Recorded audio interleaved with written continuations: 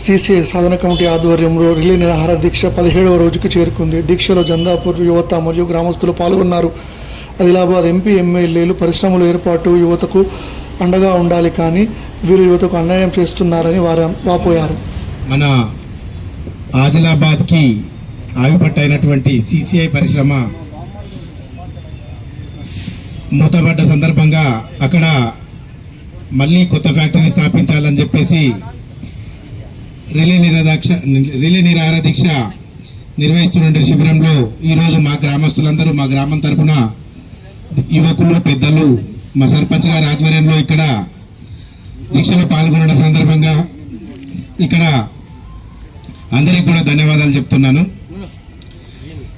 ఆదిలాబాద్ వెనుకబడ్డ జిల్లా అనే రూపంగానే కేంద్ర ప్రభుత్వం వైఖరి కనబడుతుంది. దాన్ని వెనుకనే ఉంచాలనుకుంటుందో ఏందో తెలియదు, కానీ తెలంగాణ రాష్ట్రంలో మేము నెక్స్ట్ పాగా వేస్తామంటూ గొప్పలు చెప్పుకుంటున్నటువంటి ఏదైతే కేంద్ర ప్రభుత్వం ఉందో, బీజేపీ సర్కార్లో ఉన్నటువంటి ఇప్పుడు ప్రస్తుత ఎమ్మెల్యే ఎంపీ గారు ఇక్కడ ఉన్నప్పటికీ కూడా ప్రజలు ఇట్లాంటి దానికి కేంద్రం నుంచి సపోర్ట్ దొరుకుతుందనే ఉద్దేశంతో వారికి ఓటేసి గెలిపించినా కూడా ఎటువంటి ప్రయోజనం అనేది కనబడతలేదు. అదేవిధంగా ఇప్పుడు ఇండస్ట్రియల్ పార్క్ అనేది ఏర్పాటు చేస్తుందని రాష్ట్ర ప్రభుత్వం కూడా చెప్తుంది. అయితే ఉన్న ఇండస్ట్రీ ఇంత పెద్దది, దాదాపు 8,000 మందికి మనకు అన్నం పెట్టేటటువంటి ఫ్యాక్టరీ మూతపడ్డది. దీనే తెరిపించుకోక ఇంకొక కారిడార్ ఏర్పాటు చేసుకొని ఏం లాభం అని చెప్పేసి ఉద్దేశంతోనే మేమందరం ఇక్కడ ఈ దీక్షలో పాల్గొనడానికి వచ్చాం. ఖచ్చితంగా దీని గురించి రాజకీయాలకు పోకుండా ఈ వెనుకబడ్డ జిల్లా అనే పేరు పోవాలంటే ఇటువంటి పరిశ్రమల్ని ముందుకు తీసుకురావాలని చెప్పేసి ఉద్దేశంతో మేము ఈరోజు ఇక్కడికి రావడం జరిగింది. దీని గురించి ఆలోచించి ఖచ్చితంగా కూడా కేంద్ర రాష్ట్ర ప్రభుత్వాలు ఈ ఒక ఫ్యాక్టరీ మళ్ళీ పునర్నిర్మించాలని చెప్పేసి మేము కోరుకుంటున్నాం. ఎందుకంటే ఏ ఫ్యాక్టరీ నిర్మించాలన్నా కూడా మనకు ఫ్యాక్టరీ నిర్మాణం కంటే ఎక్కువ దాని వనరుల్ని చేకూర్చుకోవడానికి మనకు ఎక్కువ ఖర్చు అనేది అవుతుంది. కానీ 100 సంవత్సరాల కొద్దీ మనం ఫ్యాక్టరీ నాన్ స్టాప్ నడిచినా కూడా సరిపడేటటువంటి సంపద ఉన్నప్పటికీ కూడా ఉన్న ఫ్యాక్టరీ మూతపడడం అనేది చాలా దురదృష్టకరం. కాబట్టి ఇక్కడ పుష్కలమైన దానికి కావాల్సినటువంటి వనరులు ఉన్నాయి. కాబట్టి ఈ ప్రజల యొక్క ఇబ్బందుల్ని దృష్టిలో పెట్టుకొని ఈ ఫ్యాక్టరీ తెరిపించడానికి కేంద్ర ప్రభుత్వం ఖచ్చితంగా ముందుకు రావాలని చెప్పేసి నేను కోరుకుంటూ సెలవు తీసుకుంటున్నాను. మాది జందాపూర్ గ్రామం. ఎన్నో రోజుల నుంచి ఇక్కడ ధర్నా చేస్తుంది. చాలా సంవత్సరాల నుండి మన సీసీఐ పునరుద్ధరించండి అని సంవత్సరాల నుంచి మన ఆదిలాబాద్లో పోరాడుతున్న చాలామంది ఆ బెల్లూరు వాళ్ళందరూ కానీ ఇంతవరకు ఎవరు చేయటం లేదు. ఇప్పుడు ఏం చేసినంటే అది చెత్త కింద ఇచ్చేసి ఇప్పుడైనా చేయిస్తారన్న ఆశ ఉంది.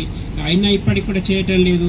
మా విలేజ్ రోజొక్క విలేజ్ ఇక్కడ కూర్చుంటుంది. మా విలేజ్ తరపు నుంచి మాకు ఇట్లా తెలిసి మేము వచ్చి కూర్చొని ఇది తెరిపించాలని కోరుతున్నాము.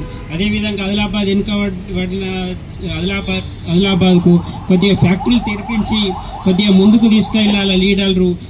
లీడర్లు చర్య తీసుకొని కొంచెం ఫ్యాక్టరీల పరంగా మన ఆదిలాబాద్ ఏం ఫ్యాక్టరీలు వచ్చినా హైదరాబాదు, నిజామాబాద్, వరంగల్, కరీంనగర్ ఇట్లాంటి అటే తీసుకెళ్తున్నారు. కొద్దిగా ఫ్యాక్టరీలు తీసుకురావాలా. మొన్న కొన్ని వచ్చిండి, అవి కూడా అటే తీసుకెళ్ళి మన ఆదిలాబాద్కి తీసుకొచ్చి ముందుకు తీసుకురావాలని కోరుతున్నాను.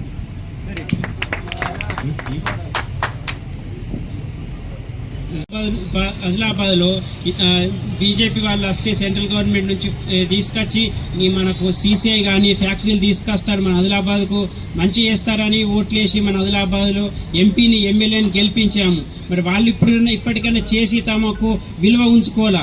ఇంకా చేయకపోతే విలువ ఉండదు. మళ్ళీ పబ్లిక్ విలువ పోయిన తర్వాత ఏం లాభం లేదు. అందుకని చేయాలని కోరుతున్నాను. సీసీఐని జరిపించడం కోసం దఫాలుగా సీసీఐ సాధన కమిటీ ఆధ్వర్యంలో మనం ఎన్నో రకాల ఆందోళన కార్యక్రమాలు, పోరాట కార్యక్రమాలు నిర్వహించడం అనేది జరిగింది. మనం గౌరవనీయులు జోగు రామన్న సార్ గారి ప్రెషర్ వల్ల తను మంత్రివర్యులు ఉన్నప్పుడు 2014 నుండి సీసీఐని జరిపించడం కోసం కేంద్రంలో ఉన్నటువంటి బీజేపీ ప్రభుత్వం దగ్గరికి పరిశ్రమల శాఖ మంత్రి అయినటువంటి అప్పటి పరిశ్రమల శాఖ మంత్రి అనంత గీతయ్య గారి దగ్గరికి, అనంత గీతయ్య గారు మీ పరిశ్రమల శాఖ మంత్రి మీ కేసీఆర్ గారి లెటర్ తీసుకురమ్మంటే కేసీఆర్ గారితో లెటర్ ఇప్పియడం, అట్లాగే కేటీఆర్ గారిని కూడా ఢిల్లీకి తీసుకురావడం అనేది జరిగింది. ఆ ప్రెషర్ వల్ల 2018లో అమిత్ షా గారు ఆదిలాబాద్కు వచ్చిన సందర్భంగా ఇక్కడ ఆదిలాబాద్లో ఎమ్మెల్యే గారిని, ఎంపీ గారిని, జోడెట్లను గెలిపిస్తే మేము ఆదిలాబాద్లో శ్రీశైని తెరిపిస్తామని చెప్పారు. మరి జోడెట్లను గెలిపించమంటే జోడెట్లను 2023లో గెలిపించినాం. అంతకుముందు స్వయం బాబురావుని గెలిపించినాం, మన గేడం నగేష్ని గెలిపించినాం, ఇక్కడ పాయల శంకర్ని గెలిపించినాం. మరి మీ ప్రభుత్వం ఏంది? సిసిఐ అనేది కేంద్ర ప్రభుత్వ రంగ సంస్థ, ఇది రాష్ట్రానికి సంబంధించింది కాదు. అయినప్పటికీ ఆ రోజులలో మన ప్రభుత్వం ఉన్నప్పుడు 10 సంవత్సరాలలో మన కేటీఆర్ గారు పరిశ్రమల శాఖ మంత్రి ఉన్నప్పుడు మన సార్ ప్రెషర్ వల్ల కేటీఆర్ సార్ మన ఆదిలాబాద్లో సిసిఐని తెరిపించడం కోసం మీరు కేంద్రంలో ఉన్నటువంటి ఆధీనంలోని ఫ్యాక్టరీని మాకు అప్పచెప్పండి, మేమే నడుపుతామని చెప్పారు. లేదంటే 41, 49, 51 షేర్లు అప్పచెప్పండి, అట్లయినా నడుపుతామని చెప్పారు. దీనికి ఏ దానికి కూడా బీజేపీ వాళ్ళు ముందుకు రాలేదు. ఎందుకని రాలేదంటే ఇక్కడ ఉన్న వాళ్ళు ఇక్కడ జోగురామన్న సార్ గారికి, ఇక్కడ శ్రీశైల సాధన కమిటీకి మంచి పేరు వస్తాయన్న ఉద్దేశంతో వీళ్ళు అడ్డుపుల్లలు వేస్తూ ఉన్నారు.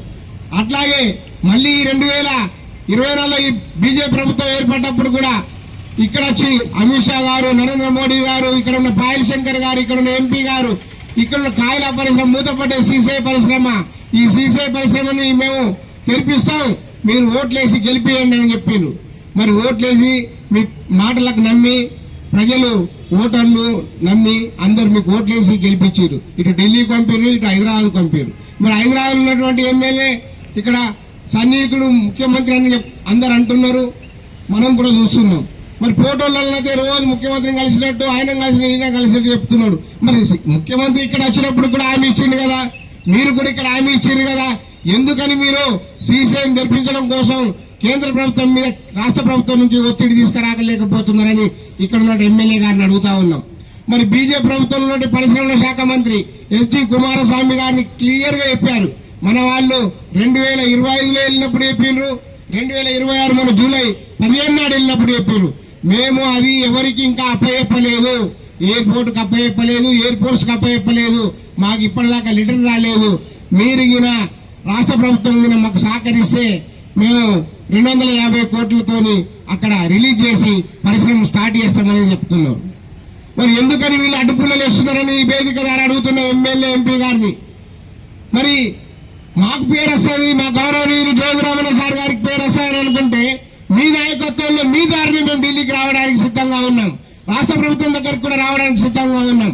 అందుకని భేషజాలకు పోకుండా ఇక్కడ కేంద్ర పరిశ్రమల శాఖ మంత్రి మేము వెళ్ళినప్పుడు ఏదైతే స్పష్టమైన హామీ ఇచ్చారో హామీ మేరకు ఇక్కడ సిసిఐ తెలుస్తుంది కాబట్టి ఈ సిసిఐ తెరిపించడం కోసం ఇక్కడ ఉన్న ఎమ్మెల్యే, ఎంపీ అక్కడ ఉన్నటువంటి కేంద్ర ప్రభుత్వాన్ని ఒప్పించి ఈ ఆగస్టు 31 లోపు ప్రకటన జారీ చేయాలని, నిధులు జారీ చేయాలని, లేదంటే సెప్టెంబర్ 1 నుంచి పెద్ద ఎత్తున ఈ సిసిఐ సాధన కమిటీ ఆధ్వర్యంలో, ప్రజా సంఘాల ఆధ్వర్యంలో, అన్ని రాజకీయ పార్టీల ఆధ్వర్యంలో పెద్ద ఎత్తున ఉద్యమం కొనసాగుతుందని చెప్తూ ఈ సందర్భంగా గౌరవనీయులు పెద్దలు మన మాజీ మండల అధ్యక్షులైనటువంటి మాల రాజన్న గారిని మాట్లాడాల్సింది. ఇక్కడికి వచ్చేసినటువంటి జందాపూర్ గ్రామానికి చెందిన గ్రామ పెద్దలకు, యువకులకు అందరికీ నా నమస్కారాలు.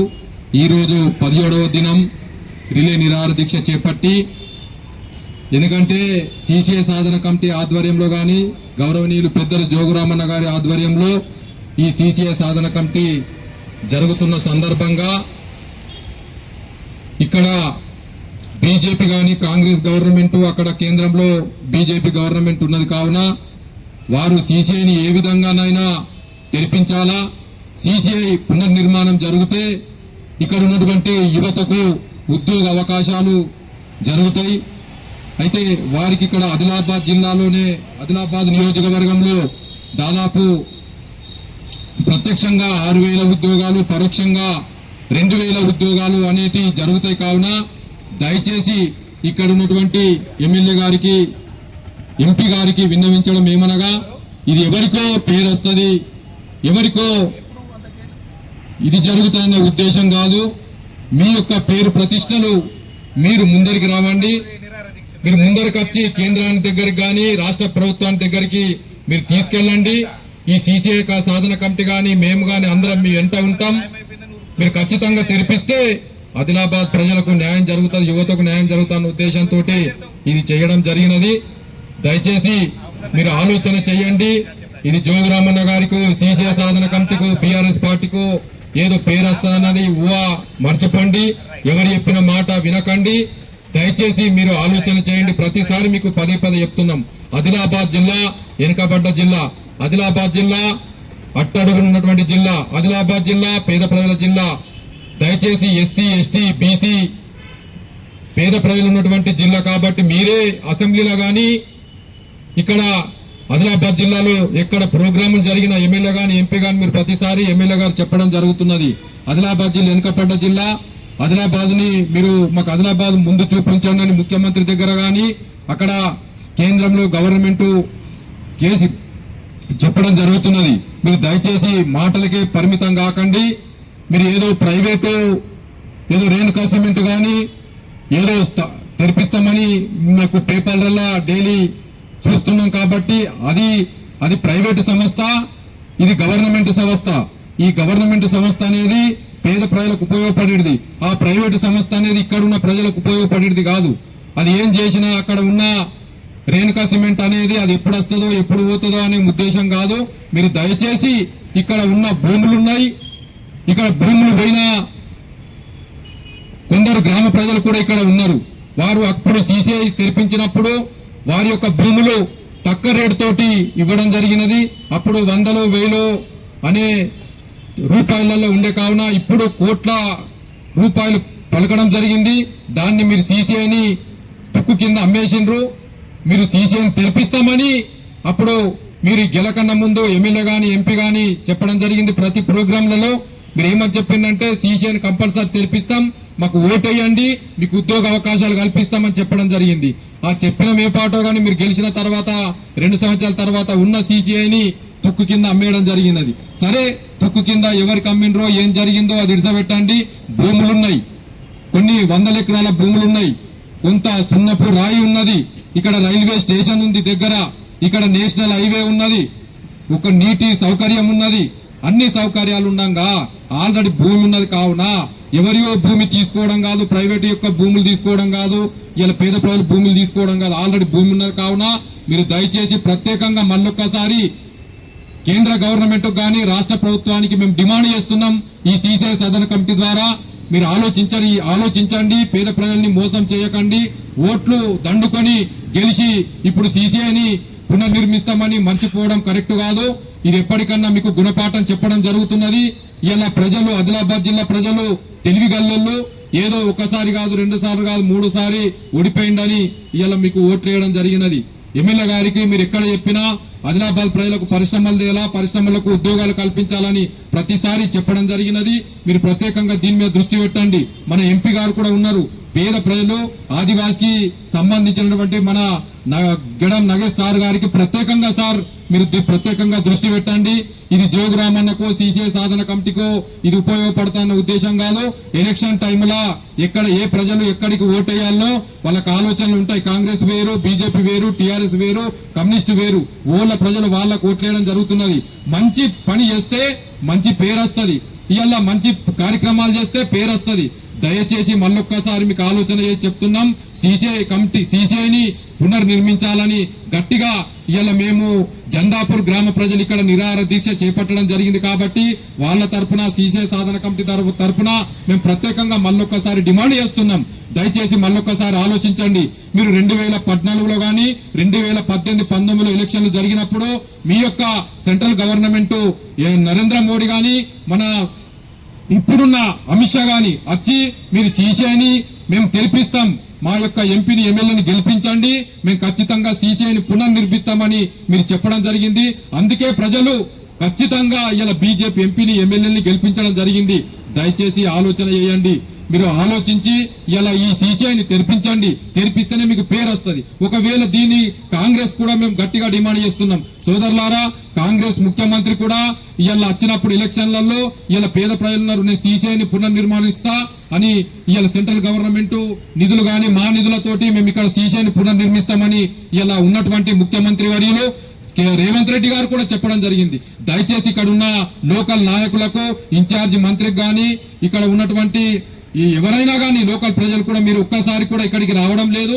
మీరు కూడా ఆలోచించండి. ఖచ్చితంగా సీసీఐని పునర్నిర్మించేంత వరకు సీసీఐ సాధన కమిటీ ద్వారా కానీ మేమందరం జోగురామన్న సార్ గారి ఆధ్వర్యంలో మేమందరం తప్పకుండా ఉద్యమాలు చేస్తాం, మా ప్రాణాలన్నా అర్పిస్తాం. కానీ తప్పకుండా సీసీఐని పునర్నిర్మించేంత వరకు మేము బీజేపీ మీద కానీ, కేంద్ర గవర్నమెంట్ మీద కానీ, రాష్ట్ర ప్రభుత్వం మీద కానీ మేము ఖచ్చితంగా పోరాటం చేసి సీసీఐని సాధించేంత వరకు పోరాటం చేస్తామని ఈ రిలే నిరాహార దీక్షకు వచ్చేసినటువంటి మా జందాపూర్ గ్రామ ప్రజలకు మళ్ళొక్కసారి ప్రత్యేకంగా ధన్యవాదాలు. ఈరోజు ఆదిలాబాద్లో సిమెంట్ ఫ్యాక్టరీ తెరిపించాలని, ముఖ్యంగా ఆదిలాబాద్ జిల్లాలో గత 16 రోజుల నుంచి జరిగి నేటికి 17లో పడ్డాం. కాబట్టి ఈ 17వ నిరాదీక్షకు ఆదిలాబాద్ రూరల్ మండలం నుంచి జందాపూర్ గ్రామ ప్రజలందరికీ ధన్యవాదాలు. ఈరోజు మేము కూడా మీతో సీసీఐ సాధన కమిటీకి అండగా ఉంటాం, సీసీఐ తెరిపిస్తామని చెప్పి తెరిపించడానికి మేము మా వంతు పోరాటం చేస్తామని చెప్పి కూర్చున్నటువంటి వారికి ప్రత్యేక ధన్యవాదాలు. అదేవిధంగా ఏదైతే ముఖ్యంగా ఈ సీసీఐ తెరిపించాలి అని చెప్పేసి దీనికి పూర్తిగా నాయకత్వం వహిస్తున్నటువంటి జోగురామన్న గారికి ధన్యవాదాలు. అదేవిధంగా సోదరులారా, మన ఆదిలాబాద్ జిల్లాలో గతంలో అనేక సార్లు బీజేపీ నాయకులు, కేంద్ర మంత్రులు ఎన్నికలప్పుడు వచ్చి ఏదైతే సీసీఐ మా బీజేపీ ఎమ్మెల్యే కానీ ఎంపీని గెలిపిస్తే మేము సీసీఐని తెరిపిస్తామని చెప్పేసి అనేక సార్లు అమిత్ షా కానీ మిగతా కేంద్ర మంత్రులు వచ్చి హామీ ఇవ్వడం అనేది జరిగింది. కానీ ఇలా 3 సంవత్సరాలు అయింది, ఎన్నికలైన తర్వాత కూడా ఇలా ఏదైతే సీసీఐకి సంబంధించిన దాని మీద అమ్మడానికి ప్రయత్నం చేస్తున్నారు. కాబట్టి దీని వెంటనే కేంద్ర ప్రభుత్వం తర్వాత రాష్ట్ర ప్రభుత్వం రెండు కలిసి సీసీఐని నిర్మించాలని చెప్పేసి మేము కోరుతూ ఉన్నాం. అదేవిధంగా ఏదైతే స్థానిక ఉన్నటువంటి ఎమ్మెల్యే కానీ ఎంపీ కానీ ఇలా వాళ్ళు ఈ సీసీఐ మీద దృష్టి పెట్టడం లేదు. అదేవిధంగా మన ఉన్నటువంటి లోకల్ ఎమ్మెల్యే గారు భూముల మీద ఉన్నటువంటి సోయి ఇలా సీసీఐ మీద లేదు. ఎందుకనంటే ఆయన ఏదైతే ఎక్కడ కమిషన్లు దొరుకుతాయో, ఎక్కడ భూములు దొరుకుతాయో అక్కడ అతను నాయకత్వం వహిస్తూ ఉన్నాడు, అక్కడ తిరుగుతున్నాడు. కాబట్టి ఇలా సీసీఐ తెరిపిస్తే దాదాపు 5,000 నుంచి 6,000 వరకు ఇలా ఉద్యోగాలు వచ్చి బతుకుతారని చెప్పేసి మేము కోరుతూ ఉంటాం. గతంలో ఏదైతే 2 ఫ్యాక్టరీలు ఆదిలాబాద్లో ఉండేవి, ఒకటి సీసీఐ కానీ ఒకటి సిమెంట్ మన స్పిన్ మిల్ కానీ, అవి ఉన్నప్పుడు ఏదైతే ఆ జీతాలు పడిన తర్వాత ఇలా మార్కెట్లో కలకల ఆడేది, మార్కెట్లో కొనుగోలు శక్తి పెరిగేది. కానీ ఇప్పుడు ఇలా మార్కెట్లో కొనుగోలు శక్తి అనేది తగ్గిపోయింది. కాబట్టి ఏదో ఫ్యాక్టరీలు ఏర్పడితేనే ఇలా మార్కెట్లో కానీ కొనుగోలు శక్తి పెరుగుతుంది, కార్మికుల దగ్గర ప్రజల దగ్గర ఇలా డబ్బులు అనేవి ఉంటాయి. కాబట్టి దీన్ని దృష్టిలో పెట్టుకోవాలని చెప్పేసి మేము పూర్తిగా ఎమ్మెల్యే గారు ఎంపీ గారిని మేము కోరుతూ ఉంటాం. అదేవిధంగా ఏదైతే ఇలా ఆదిలాబాద్లో ఎయిర్పోర్ట్ అని చెప్పేసి ఫ్లైట్లతో ఎట్లా తిరుగుతాయో అట్లా గాలిలో ఇలా మన ఎమ్మెల్యే గారు తిరుగుతూ ఉన్నాడు. అదే ఆ ఎయిర్పోర్ట్ పెట్టి సోయి ఇలా సీసీఐ మీద పెడితే ఇలా సీసీఐ ఫ్యాక్టరీ తెరుస్తుంది, ఒక 5,000 మందికి ఉద్యోగాలు వస్తాయి. కాబట్టి దీన్ని వెంటనే తెరిపించాలని చెప్పేసి మేము కోరుతూ ఉన్నాం. అదేవిధంగా సీసీఐ తెరిపించేంత వరకు ఈ పోరాటం కొనసాగుతుందని చెప్పేసి తెలియజేస్తూ ఉన్నాం.